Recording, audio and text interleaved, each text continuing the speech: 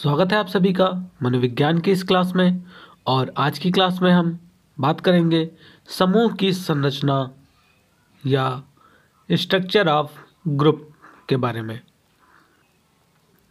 इससे पहले हमने लास्ट वीडियो में यह देखा था कि समूह क्या होता है, समूह की परिभाषाएं क्या हैं और समूह की कौन कौन सी विशेषताएं हैं। तो स्टार्ट करते हैं आज की क्लास। समूह की संरचना। डॉनरस्टाइन के अनुसार समूह संरचना से इस बात का उल्लेख होता है कि समूह किस प्रकार संगठित है तथा उनके सदस्यों के स्थान या पद एक दूसरे से किस प्रकार संबंधित हैं। इसको अगर हम समझने की कोशिश करें तो यहाँ पर बताया जा रहा है कि समूह की संरचना के द्वारा हमें कुछ महत्वपूर्ण जानकारी प्राप्त होती है उस समूह के बारे में, जैसे कि समूह का जो संगठन हुआ है वह किस प्रकार किया गया है और उस समूह में जो सदस्य हैं उनका स्थान क्या है, क्या सभी का स्थान एक बराबर है या किसी व्यक्ति का स्थान ऊपर है, किसी व्यक्ति का स्थान नीचे है। इसके साथ साथ उन सभी व्यक्तियों का जो उस समूह में सम्मिलित हैं उन सभी व्यक्तियों का आपस में क्या संबंध है, इन सभी के बारे में हमें जानकारी समूह संरचना के अंतर्गत प्राप्त होती है। अगर हम दूसरे शब्दों में कहें तो समूह संरचना से तात्पर्य समूह के उन गुणों से होता है जिसके द्वारा हमें यह पता चलता है कि समूह का आकार कैसा है, यानी समूह के अंदर सदस्यों की संख्या कितनी है। इसके साथ साथ समूह में सदस्यों की व्यक्तिगत भूमिका कैसी है, कि प्रत्येक व्यक्ति का उस समूह के अंदर क्या रोल है, वह उस समूह में रहकर क्या कर रहा है। जैसे अगर हम एक क्रिकेट टीम की बात करें तो उस समूह में 11 खिलाड़ी सदस्य होते हैं और सभी सदस्यों की अपनी अपनी एक भूमिका होती है और वह सभी खिलाड़ी आपस में संबंधित भी होते हैं और उन सभी खिलाड़ियों में सबका एक पद निश्चित होता है, जैसे कैप्टन का, फिर वाइस कैप्टन का और उसके बाद वहाँ पर जो खिलाड़ी हैं उन सभी का एक सामान्य पद होता है। इसके साथ साथ सबकी अपनी अपनी भूमिका होती है। जैसे बैट्समैन की भूमिका है कि उन्हें बैटिंग में अच्छे रन बनाने हैं, कीपर की भूमिका होती है कि उसे विकेट के पीछे कीपिंग करनी है। इसके साथ साथ बॉलर की भूमिका होती है कि उसे अच्छी बॉलिंग करनी है और अपने समूह को मैच जीतने में मदद करना। तो इस प्रकार हमें समूह के बारे में समूह संरचना के अंतर्गत काफ़ी जानकारी प्राप्त हो जाती है। और जानकारियाँ अधिक क्यों प्राप्त होती हैं? क्योंकि समूह एक बहुआयामी संप्रत्यय है, उसमें बहुत से डायमेंशंस होते हैं। किसी भी समूह में बहुत से डायमेंशंस होते हैं और जब बहुत से डायमेंशंस होते हैं तो जो सूचनाएं होती हैं वह भी काफ़ी अधिक मात्रा में होती हैं और इन सूचनाओं से हमें किसी समूह की जटिलता तथा उसके द्वारा किए गए प्रधान कार्यों के बारे में भी जानकारी प्राप्त होती है। अब किसी समूह को हम जटिल कब कहेंगे? जब उसमें सदस्यों की संख्या बहुत ही अधिक हो जाए, उस समूह के जितने भी सदस्य हैं वह कौन कौन सा कार्य करेंगे यह निश्चय करना और फिर वह उस कार्य को सही से कर रहे हैं या नहीं कर रहे हैं इसको देखना, यह सब एक जटिल प्रक्रिया है। इसीलिए अगर समूह का आकार बढ़ता जाता है तो समूह की जटिलताएं भी बढ़ती जाती हैं। यहाँ पर कुछ महत्वपूर्ण तत्व बताए गए हैं समूह के अंतर्गत, जिनका अध्ययन करना आपके एग्ज़ाम के दृष्टिकोण से काफ़ी इम्पॉर्टेंट है। तो सबसे पहला तत्व है समूह का आकार या साइज ऑफ ग्रुप। समूह की संरचना का सबसे महत्वपूर्ण तत्व समूह का आकार है। जैसा कि अभी हमने ऊपर ही डिस्कस किया था कि समूह का आकार यह निर्धारित करता है कि समूह की जटिलता कितनी होगी। यदि समूह का आकार छोटा होता है तो जटिलता भी बहुत कम होती है, लेकिन अगर समूह का आकार बहुत ही बड़ा होगा तो समूह की जटिलताएं भी बढ़ती जाएंगी। यहाँ पर बताया जा रहा है कि समूह के आकार से तात्पर्य समूह में सदस्यों की संख्या से है। जब समूह में सदस्यों की संख्या कम होती है तो उसे छोटा समूह कहा जाता है। जैसे परिवार, एक परिवार जिसमें पति पत्नी, उसके अलावा बच्चे, भाई बहन आदि सम्मिलित होते हैं, यह एक छोटे समूह का उदाहरण है। और अगर बात की जाए सबसे छोटे समूह की, तो सबसे छोटे समूह में सिर्फ 2 व्यक्ति आते हैं। जैसे मान लीजिए पति पत्नी का समूह हो गया, मालिक नौकर का समूह हो गया, शिक्षक और छात्र का समूह हो गया। यहाँ पर शिक्षक और छात्र, मैं स्कूल की बात नहीं कर रहा हूँ, क्योंकि स्कूल में तो एक शिक्षक पर बहुत से छात्र होते हैं। ऐसे शिक्षक और छात्र जो सिर्फ एक शिक्षक और एक छात्र है, उन दोनों को भी हम एक समूह के रूप में परिभाषित कर सकते हैं। अब जैसे जैसे सदस्यों की संख्या बढ़ती है तो समूह का आकार भी बढ़ता है। जैसे बात करें विश्वविद्यालय में या किसी राजनीतिक पार्टी में जो सदस्य होते हैं वह काफ़ी अधिक मात्रा में होते हैं, या एक यूनिवर्सिटी है, एक विश्वविद्यालय है, उसमें जो छात्र हैं, छात्रों की संख्या भी अधिक होती है और इसके साथ साथ शिक्षकों की भी संख्या काफ़ी अधिक होती है। तो ये क्या है? यह एक जटिल समूह का उदाहरण है। अब हम बात करते हैं अपने दूसरे तत्व के बारे में, जो कि है समूह में व्यक्तिगत भूमिकाएं, इंडिविजुअल रोल्स इन ग्रुप। प्रत्येक समूह में प्रत्येक सदस्य की एक निश्चित भूमिका होती है। जब व्यक्ति किसी समूह का सदस्य बनता है तो वह किस तरह से दूसरे सदस्यों के साथ व्यवहार करेगा, यह बहुत कुछ समूह संरचना के स्वरूप एवं उस संरचना के अंतर्गत उसके द्वारा की जाने वाली भूमिकाओं पर निर्भर होता है। जैसा कि यहाँ पर बताया जा रहा है कि जब भी कोई व्यक्ति किसी समूह का सदस्य बनता है तो उस समूह में रहकर वह क्या व्यवहार करेगा, यह कौन निर्धारित करता है? यह निर्धारित होता है उस समूह की संरचना के स्वरूप के द्वारा। अगर उस समूह में सदस्यों की संख्या काफ़ी अधिक है और सभी के रोल, जो सभी की भूमिकाएं हैं कि सभी को क्या कार्य करना है, वह सही से परिभाषित नहीं है, या सभी को यह नहीं बताया गया है कि उनको कैसा कार्य करना है, तो वहाँ पर जटिलता बढ़ जाती है और व्यक्ति का व्यवहार वहाँ पर प्रभावित होता है।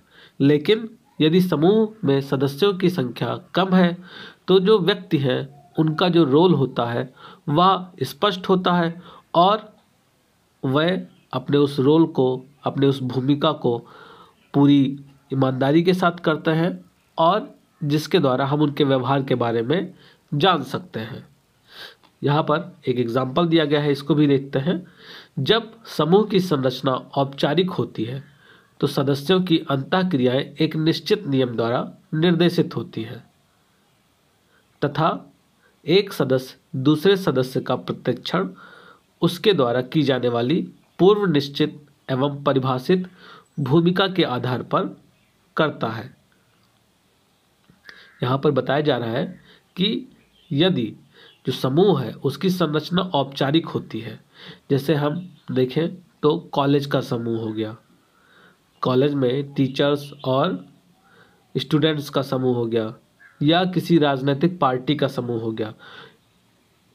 यहाँ पर जो व्यक्ति, जो सदस्य होते हैं वह एक नियम के द्वारा आपस में जुड़े होते हैं और उनकी जो बातचीत होती है वह भी काफ़ी हद तक पहले से ही निर्धारित होती है कि उन्हें क्या बातचीत करना है। जैसे अगर मान लें कि एक कंपनी की मीटिंग चल रही है, अब कंपनी की मीटिंग में कई सारे सदस्य वहाँ पर मौजूद होते हैं जिसे हम एक समूह का नाम दे सकते हैं, लेकिन उस समूह में, उस मीटिंग में कोई भी बात तो होती नहीं है, वहाँ पर एक टॉपिक होता है और उसी टॉपिक से संबंधित ही बात सभी लोग करते हैं। तो इसीलिए हम कह सकते हैं कि यह एक औपचारिक समूह है, क्योंकि यहाँ पर जो बातचीत है वह पहले से ही निर्धारित होती है और जो व्यक्ति हैं उनके बारे में हम पहले से ही जो जानकारी हमारे पास होती है उसी के आधार पर हम उनके प्रति व्यवहार करते हैं। जैसे अगर आपको बताया जा रहा है कि आज टीचर आप सभी की क्लास लेंगे और क्लास में आपको किसी टॉपिक पर समझाया जाएगा, तो वहाँ पर आपके अंदर टीचर को लेकर एक पूर्व निश्चित और परिभाषित भूमिका होती है कि ये हमारे गुरु हैं, हमारे अध्यापक हैं और ये हमें किसी टॉपिक पर आज हमें समझाएंगे, तो आप उसी के अनुरूप वहाँ पर व्यवहार करते हैं। दूसरी तरफ जब समूह की संरचना अनौपचारिक होती है, जैसे परिवार हो गया या दोस्तों का समूह हो गया, तो वहाँ पर उसके सदस्यों में पूर्व निश्चित एवं पूर्व परिभाषित अंतःक्रिया संबंधों में कमी पाई जाती है। जैसे हम दोस्तों में कभी ये चीज़ें तो होती नहीं है कि अगर आप दोस्तों के साथ हैं तो दोस्त पहले से ही कुछ निर्धारित करके आए हैं कि मुझे इसी टॉपिक पर बात करनी है या मुझे इतना ही बात करना है, इससे अलग बात नहीं करना है। वहाँ पर तो कोई भी बात होती है, वहाँ पर एक फ्रेंड कोई बात करता है, दूसरा फ्रेंड उसकी बात को काट कर अपनी बात रखने लगता है, तो तीसरा फ्रेंड उन दोनों की बात को कट करके अपनी बात करने लगता है। इसीलिए इसको हम कहते हैं कि यह एक अनौपचारिक समूह है, जहाँ पर कोई औपचारिकता नहीं है, कोई नियम नहीं है, अपनी मर्जी से सभी लोग बात करते हैं और अपने विचारों का आदान प्रदान करते हैं।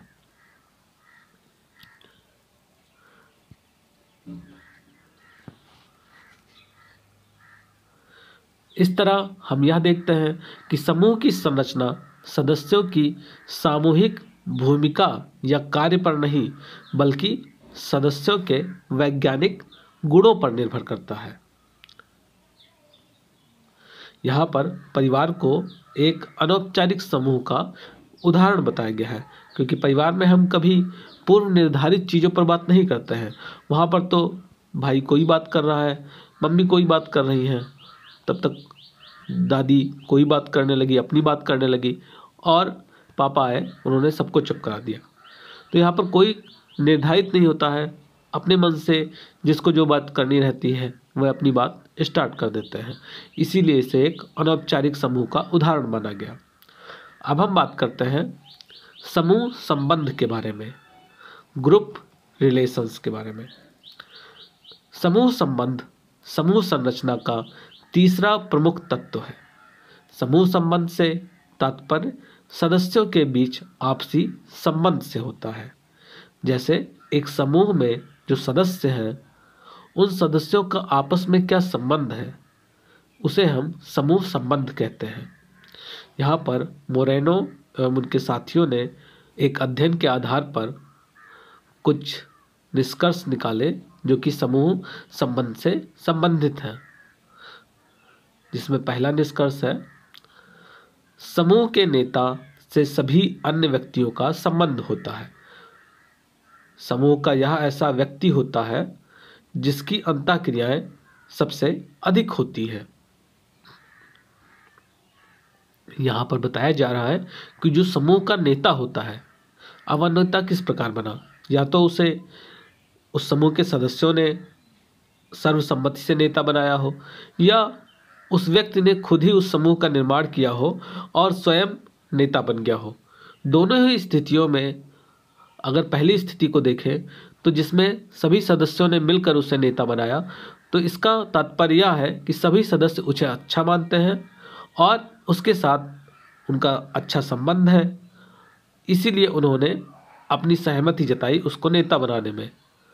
और यदि हम दूसरे बिंदु पर बात करें तो जिसमें उस समूह का निर्माण उस एक ही व्यक्ति के द्वारा किया गया और उसने स्वयं को ही नेता बना लिया, तो यदि उस व्यक्ति द्वारा सभी व्यक्तियों को उस समूह में सम्मिलित किया गया, तो इसका तात्पर्य यह है कि सभी सदस्य उसको मानते हैं, उसको जानते हैं, उससे पहले से परिचित हैं, इसीलिए वह उस समूह का सदस्य बनने के लिए तैयार हो गए।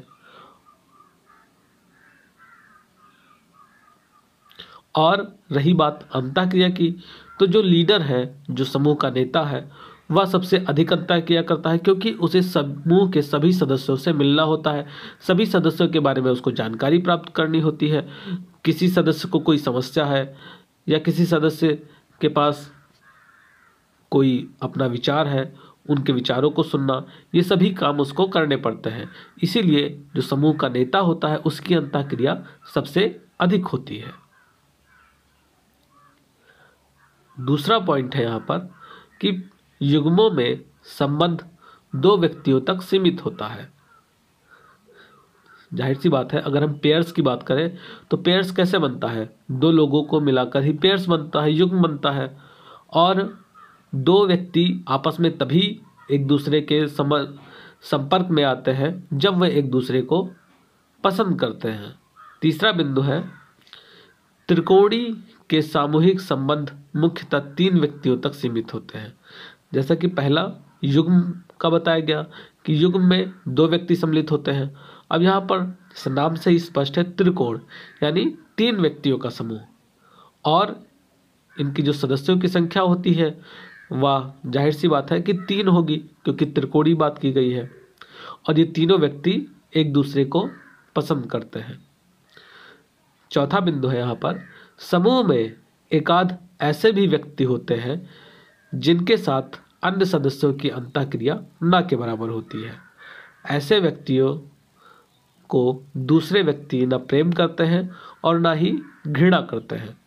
जैसे आपकी क्लास में बहुत से बच्चे पढ़ते हैं, लेकिन क्या आप सभी के साथ आपकी दोस्ती है या सभी के साथ आपकी शत्रुता है?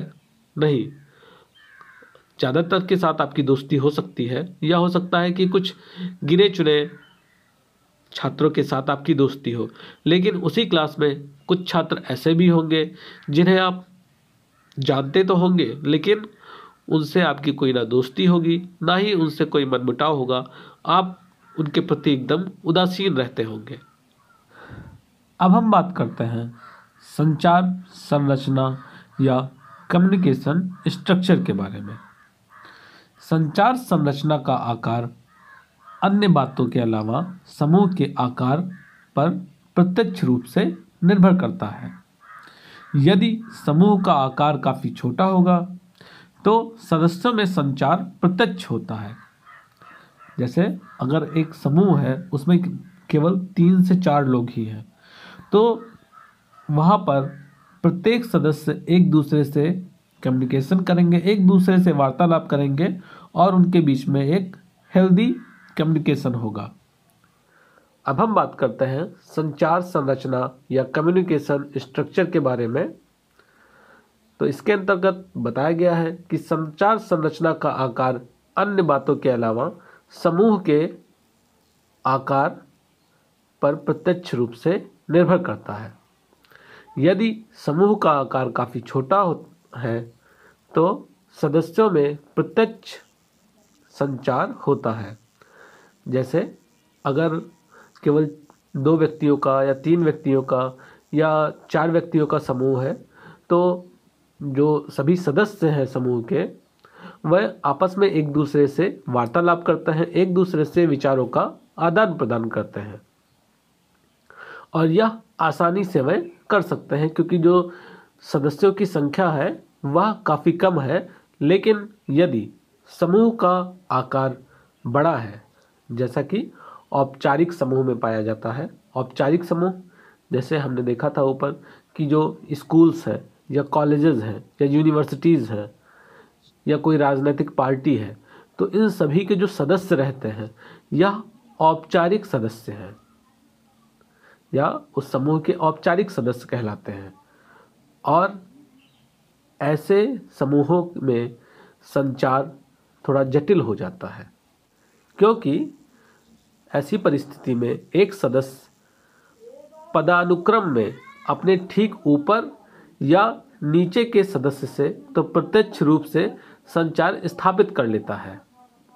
जैसे अगर आप कॉलेज में हैं तो कॉलेज में जो आपका टीचर है, जिस सब्जेक्ट के आप स्टूडेंट हैं, उस सब्जेक्ट के टीचर से और अपने जो जूनियर हैं उनसे या अपने कॉलीग से, अपने साथ के साथ स्टूडेंट से तो आप आसानी से संचार स्थापित कर लेते हैं, आसानी से उनसे मिल भी लेते हैं, अपने विचारों को और उनके विचारों को आदान प्रदान भी कर लेते हैं।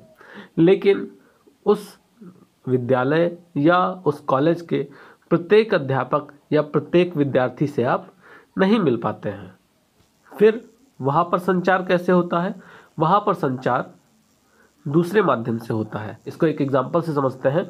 मान लीजिए आप सभी विद्यालय के छात्र हैं, कॉलेज के स्टूडेंट हैं, और आपने साइकोलॉजी सब्जेक्ट ले रखा है, दूसरे बच्चे ने एजुकेशन सब्जेक्ट ले रखा है, और जो तीसरा बच्चा है उसने समाजशास्त्र या सोशोलॉजी ले रखा है। अब आप खुद से एजुकेशन और सोशोलॉजी इन सब के बारे में तो जान नहीं सकते, लेकिन देखा जाए तो कॉलेज का जो समूह है उसमें एजुकेशन भी आ रहा है, उसमें सोशोलॉजी भी आ रहा है और उसमें साइकोलॉजी भी है। लेकिन जो आपके साथी हैं, जो आप जिस कॉलेज में पढ़ रहे हैं वहाँ पर आपके साथी भी बनते हैं। तो जो आपके साथी हैं, अगर कोई साथी आपका एजुकेशन लिया हुआ है तो उस क्लास में क्या हुआ या एजुकेशन के सर ने क्या बताया, उससे संबंधित जानकारी आपको अपने साथी के द्वारा प्राप्त हो जाती है। इसी प्रकार समाजशास्त्र से भी संबंधित जानकारी आपको अपने दूसरे साथी से प्राप्त हो जाती है। तो यहाँ पर जो संचार होता है वह डायरेक्ट ना होकर इनडायरेक्ट वे में होता है। अब हम बात करते हैं अपने लास्ट पॉइंट के बारे में, जो कि है विभिन्न सामाजिक समूहों के बीच संबंध, relationship among different social group. इसके अंतर्गत बताया जा रहा है कि किसी भी समाज में बहुत तरह के सामाजिक समूह होते हैं। किसी समूह, विशेषकर बड़े समूह की संरचना को समझने के लिए विभिन्न सामाजिक समूह के संबंधों के बारे में जानना आवश्यक है। जैसे यहाँ पर बताया गया है कि अगर किसी राज्य को एक बड़ा समूह मान लिया जाए तो यह आवश्यक है कि इसकी संरचना हम सही तभी समझ सकते हैं जब इस बड़े समूह के विभिन्न समूह, जैसे एक राज्य में बहुत से ऑफिस हैं, बहुत से धार्मिक संगठन हैं, इसके साथ साथ बहुत से मजदूरों का संगठन है, मंत्रियों का समूह है, दुकानदारों का समूह है। तो जब हम इन सभी के बारे में जानकारी प्राप्त कर लेते हैं तो हमें उस समूह के बारे में भी आसानी से जानकारी प्राप्त हो जाती है। यहाँ पर बताया जा रहा है कि जाहिर है कि इन विभिन्न सामाजिक समूहों के बीच का संबंध यदि सौहार्दपूर्ण होगा, जैसे जो धार्मिक संगठन है, विभिन्न धार्मिक संगठनों के बीच एक सौहार्दपूर्ण संबंध है, या जो दुकानदार हैं उन दुकानदारों के बीच में सौहार्दपूर्ण संबंध है, या जो ऑफिसेज हैं, जो कंपनियां हैं, उनके बीच में अगर सौहार्दपूर्ण संबंध है, इस तरीके से हम उस बड़े समूह यानी राज्य की संरचना को ठीक ढंग से समझ पाते हैं। तो इस तरीके से यह क्लास यहीं पर समाप्त होती है। अगली क्लास में हम बात करेंगे समूह निर्माण या ग्रुप फॉर्मेशन के बारे में। तब तक के लिए धन्यवाद।